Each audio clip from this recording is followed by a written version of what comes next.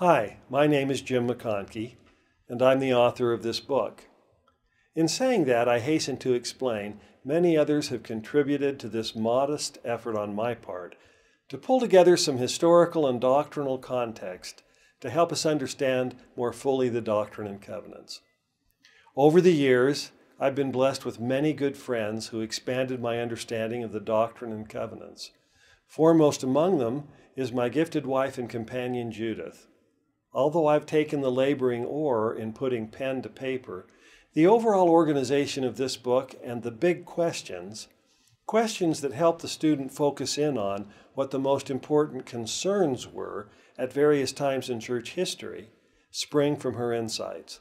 Judith and I have taught Doctrine and Covenants courses together for the Institute program and as part of the church educational system for over a decade. She's a master teacher and has the ability and talent to organize materials in meaningful ways for students. I am the beneficiary of her unique gifts and abilities. We have also had the opportunity to be teachers and guides on a number of church history tours. All of this has facilitated so much discussion and interaction between us that most of the ideas in this study guide are not mine or hers, but simply ours. Although she insists that her name not be cited as a co-author, it well could have been. Her encouragement and thoughts on the Doctrine and Covenants have been invaluable. I simply could not have done it without her. I've also had many other dear friends who have helped me compile these materials.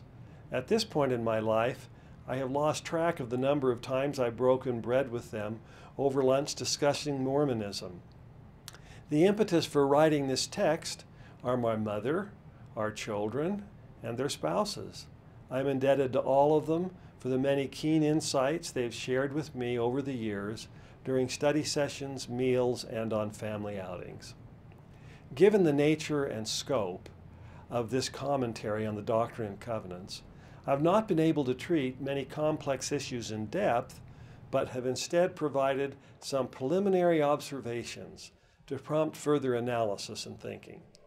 There are often different points of view on some issues, and all will benefit from seeking information from a wide variety of sources.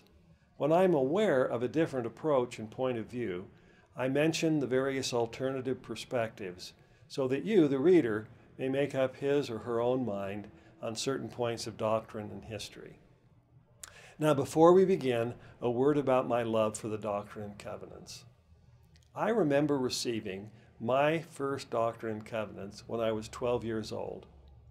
I seem to have a natural fascination with this book and the revelations given to Joseph Smith in it.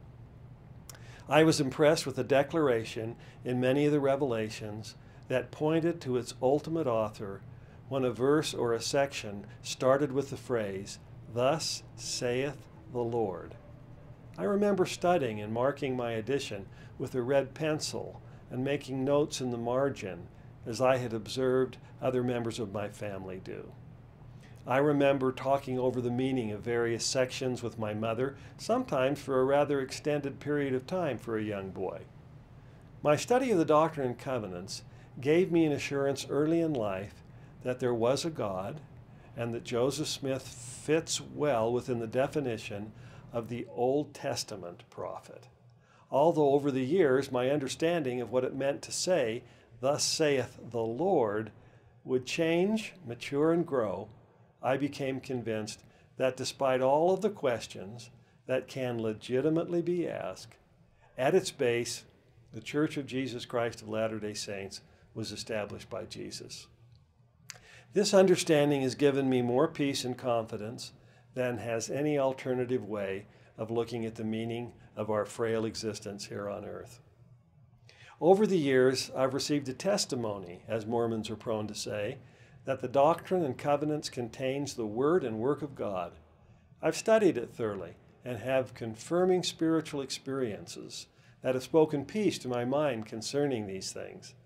I can honestly say that my assurance that there is a God and that Joseph Smith is a true witness and apostle of the Lord Jesus Christ is based on the fact that over the years I have seen the power of God made manifest in my life and in the lives of others. I've personally experienced the gift of healing, prophecy, and miracles, inexplicable gifts that draw one into close proximity with God. In this regard, the Doctrine and Covenants is a continuing invitation to me and others who take it seriously to experience more and more of the gifts of the Spirit described on so many of its pages. This book was originally written as a study guide for my children to help them with their gospel study. It is also part of the exercise that I've gone through to personally think about and test the proposition that Joseph Smith is a prophet, and to assure myself that the revelations contained in the Doctrine and Covenants are, to quote its preface, messages, warnings, and exhortations for all mankind, which contain an invitation to all people everywhere to hear the voice of the Lord Jesus Christ, speaking to them for their temporal well-being and their everlasting salvation. Its pages are filled with meaning, challenging lessons, and sometimes perplexing questions. Its passages provoke, speak peace to the mind and heart, and are a graduate course in how the God of Israel deigns to speak to and lead his people. It is my hope that anyone reading this book will find reassurance in it that Joseph Smith is a prophet of God.